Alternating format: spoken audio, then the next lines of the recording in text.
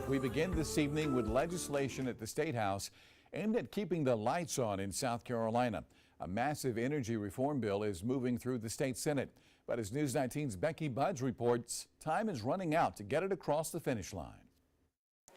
Both supporters and opponents agree that South Carolina needs more energy to keep up with the state's growing population and economy.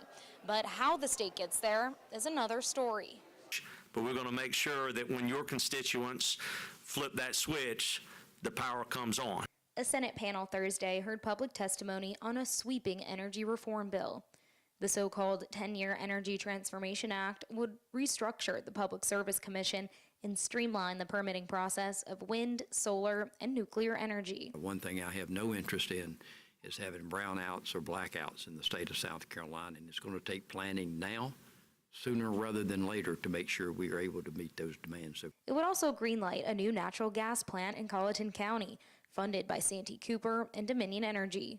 All 105 minutes of testimony came from a solar energy provider and representatives of utilities like Keller Kissam with Dominion Energy.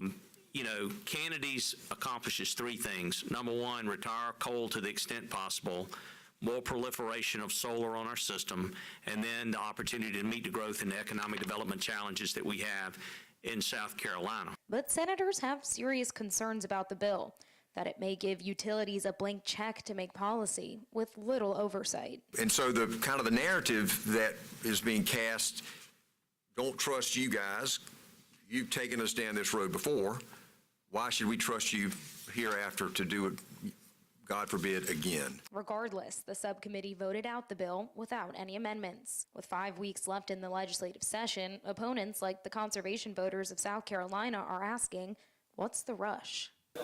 That project at the utility zone admission is 8 years away. What's an additional 6 months to make sure we get it right? Why are we rushing to give approval to this billion-dollar mega project before we know where the pipelines are going to go, before we know the full impact on ratepayers, before we know how many pieces of property are going to have to be condemned?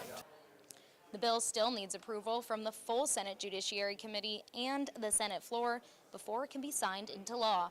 Reporting at the State House, Becky Buds, News 19 WLTX.